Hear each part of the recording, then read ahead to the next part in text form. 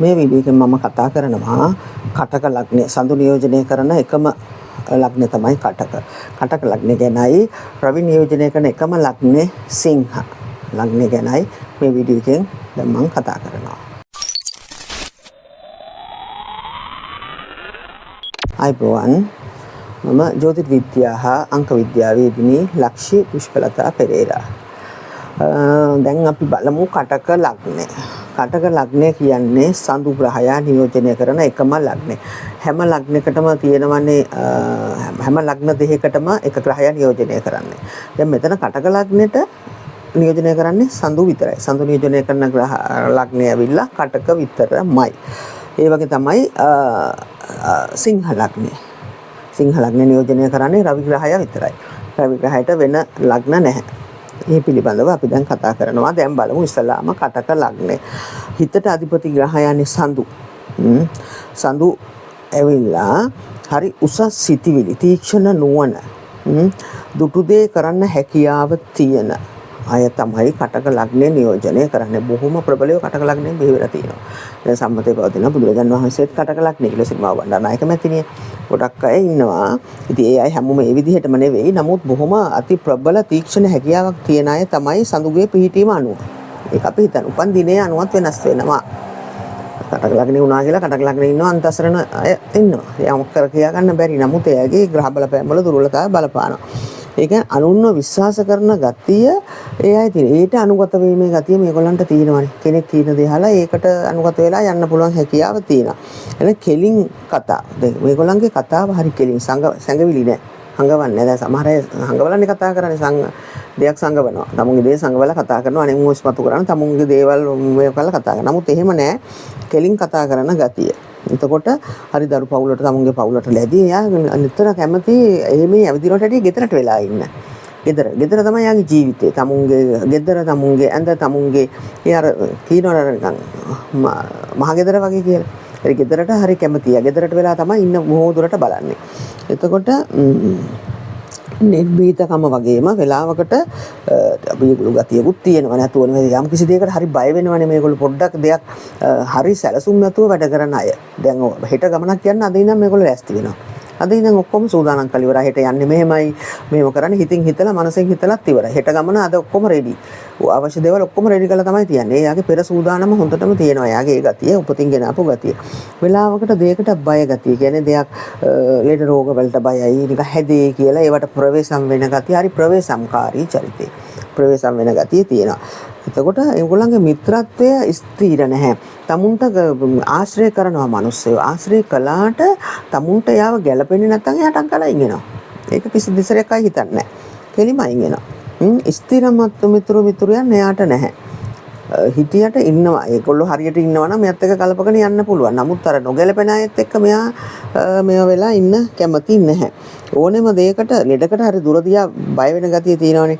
අනුන්ට අනුකම්පා කරන අනුන්ගේ විපතේදී කම්පා වෙන අනේ පව් එයාට එහෙම වුණානේ අසරණයන්ට පිහිට වෙන අසරණ අය වෙනුවෙන් කැපිලා කියන්නේ උදව් උපකාර කරන ඉදිරිපත් වෙලා දෙයක් කරන නැතිබරයට උදව් උපකාර කරන්න උපතින්ම තියෙන අසරණ අය වෙනුවෙන් පිහිට වෙන ගතිය තියෙනවා. ලෙඩ සතෙකුටුණත් උපකාර කරන්න ඒ ගතිය තියෙනවා. එතකොට මෙහෙමයි. එතකොට මේගොල්ලෝ කොම දුක් කරදර හැම දෙයක්ම නිന്ദා අපහාස මැද ජීවිතේ මොන දේ කරත් නිന്ദා අපහාස එනවාම තමයි. එයාගේ ආදරණීය ගති නිසා එයා හොඳ කරන්නේ. මිනිසුන්ට ඒව කරාට වැඩක් නැහැ. මිනිස්සු හිතන්නේ මෙයාගේ මේ මෝඩකමට කරන්නේ අන්න ඒ වගේ ගතිය තියෙනවා. එයා ගැන වැරදි වටහා ගැනීම මිනිස්සු තුල ඇති වෙනවා. නමුත් මෙයා හරි ආදරණීය ওই චන්ද්‍රිකා මැතිණියත් කටක ලග්න කෙනා. හරි ආදරණීය චරිත. නමුත් අර මිනිස්සු හිතන්නේ එයා හොඳ කරනකොට මෙයා මෙහෙමනේ. අන්න ඒ වගේ ගතිය තියෙනවා.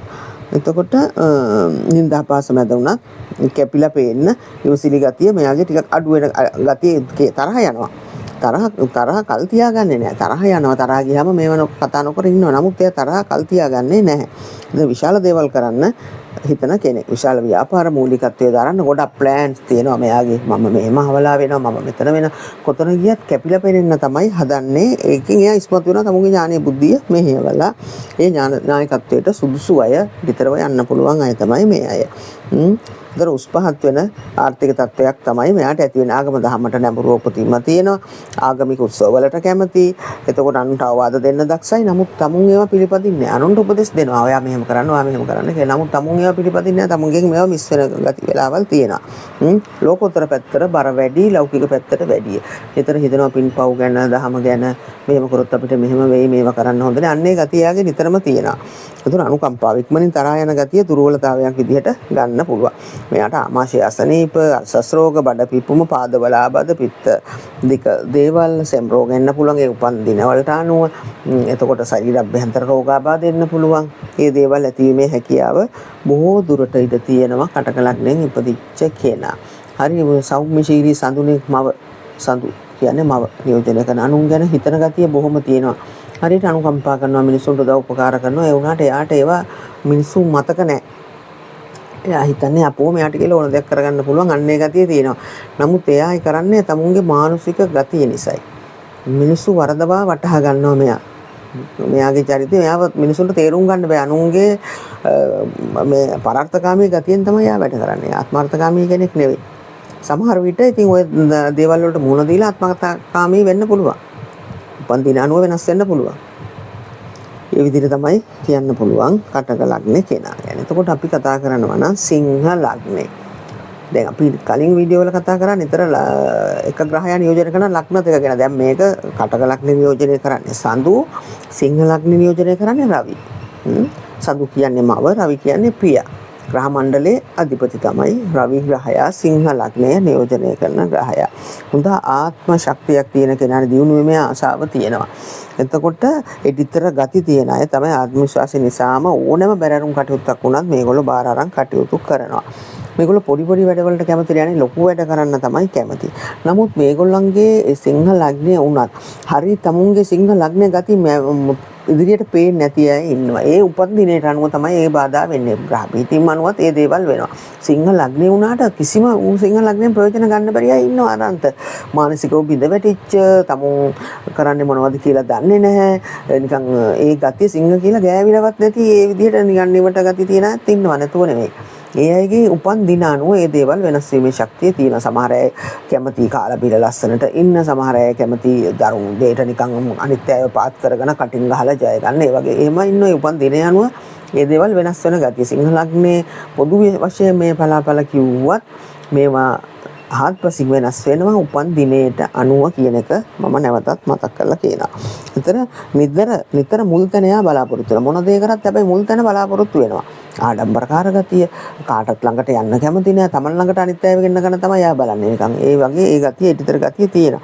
කෙනෙකුට හැබැයි වැරදි කරන්නේ නෑ.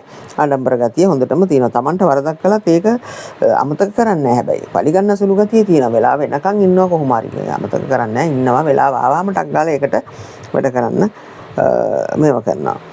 ඒකට කටයුතු කරනවා. හරි හෝ වැරදි තමුන් හරි කියලා හිතන ගැටි. තමුන් වැරද්දක් කරත් හරි කරත් තමන් තමයි හරි කියලා හිතන ගැටි යාගේ නිතරම තියෙනවා. මම තමයි හරි. මම තමයි ලොක්කා. මම කියන විදිහට අනිත් අය ඉන්න ඕනේ. මම තමයි පාලක යන්නේ වගේ ගැටි. දැන් මෙහෙම අය හොඳ පාලනයට වැටුනොත් මෙහෙම අය සිංහ ලග්න කෙනාට අනිත් අය පාලනය කරන්න අමාරුයි. මොකද තමන් හැමතිස්සෙම මුල් තැන ගන්නනේ හදන අනිත් අය පහත් කළා. මේ ගතිය තියෙනවා.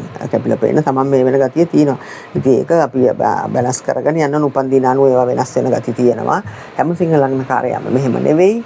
නමුත් ඒ ග්‍රහ පිහිටීම් දැන් ලග්නාධිපති තුරු වෙලා හිටියොත් නරක හොඳ ග්‍රහයන් දුබල තැන් වල පිහිටියොත් ඉතින් මේ ගති ගන්න බෑ ඒගොල්ලන්ගේ. ඒ දුබල තැන් තියෙනවා. එතකොට බඩගින්න හුලන්න පුළුවන් මේගොල්ලන්ට. බඩගින්න වෙලාවටම කන්න අවශ්‍ය නැහැ. පොඩ්ඩක් උහුලගෙන ඉඳලා කොහොම හරි කමන්නේ වෙලා මේ පොඩ්ඩක් තව ඉඳලා කනවා අන්තිමට එහෙම කියලා අන්න ඒ වගේ මේ ගතිය තියෙනවා.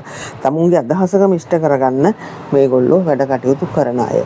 කොහොම හරි තමන්ම තමයි හරි. මම මේක කොහොම හරි ඉෂ්ට කරගන්නවාමයි. ඒ අදිෂ්ඨානශීලී ගතිය තියෙනවා. රවි ඉදිරියට යෑමේ රවි බලවත් නම් මේගොල්ලන්ට ඉදිරියට යෑමේ ශක්තිය හොඳට තියෙනවා.